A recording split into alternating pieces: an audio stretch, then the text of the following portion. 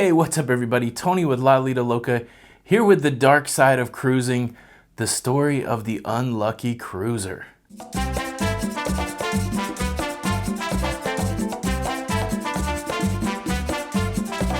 That's right, folks. I'll spoil it right from the start. The unlucky cruiser is me. Cruising is not always happy-go-lucky. The ducks are not always in a row, and things don't always go as you planned. I have been cruising for 21 months now. Started back in April 2017. I've been on 6 cruises, 3 different cruise lines, and I've got 10 examples of things that didn't go right just in that short period of time. Before we jump into the list, if you are into cruise ships, cruise news, cruise tips, anything that has to do with cruising, Lido Loca is the spot for you. Consider subscribing to the YouTube channel with the notification bell on, and that way you'll get notified when all of our videos come out. Unlucky cruiser, example number 1. Have you ever been on a ship that's had mechanical failure? I have been on a ship that's had mechanical failure. It was my very first cruise ship, the Carnival Fantasy out of Mobile, Alabama. Boarded her, and a few hours later they told us that the propulsion system was broken and that the ship would not be able to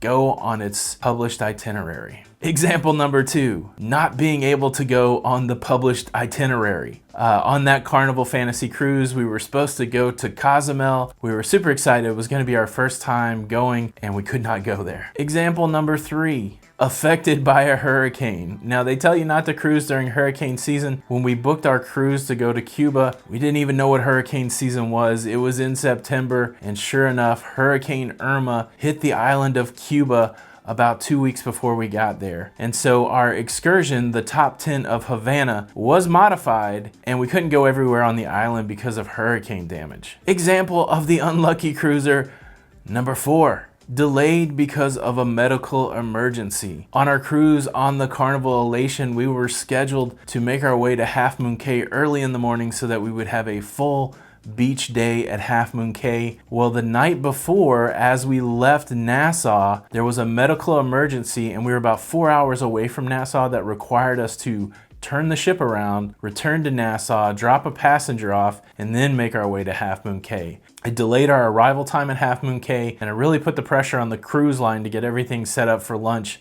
The whole day felt kind of rushed, and it was all because we were disrupted by a medical emergency. Example number 5 is related. I have been on a ship that has had an emergency medical evacuation by helicopter. When we were on the Caribbean Princess in July of 2018, they had to medevac a guest off the ship. The ship had to hold position while a helicopter came in and took care of the passenger. Example number 6. Have your cruise canceled by the cruise line. This happened to us on what would have been our 3rd cruise, which was going to be on the Majesties of the Seas by Royal Caribbean. About 2 months before that cruise was set to sail, we got a call from Royal Caribbean saying they've decided to dry dock the ship for improvements. So sorry, so sad, the cruise that you've been planning on is canceled. Now, closely related to that event is example number 7. Bad experience with the travel agent. We booked that travel agent through a big box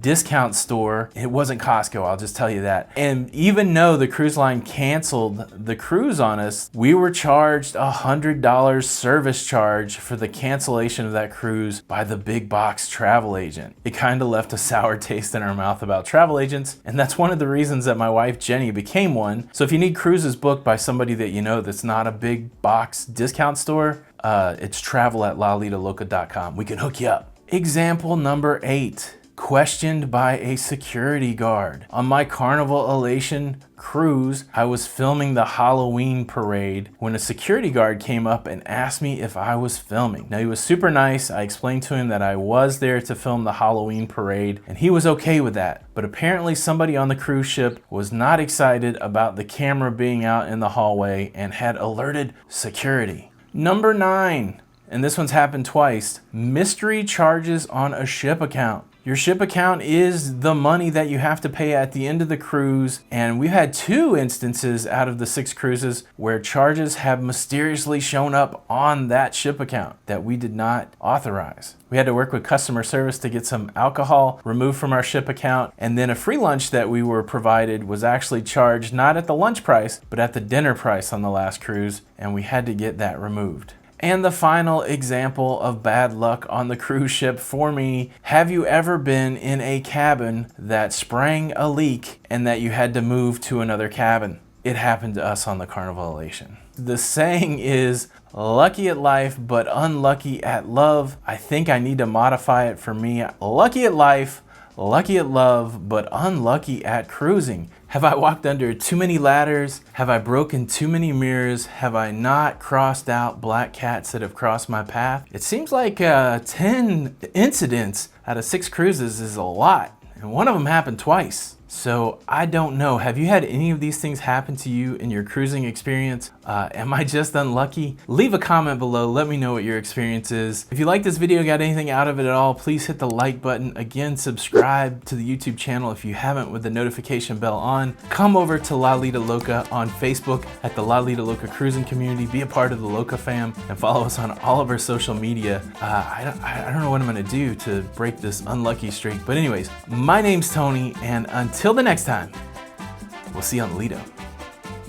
Bye.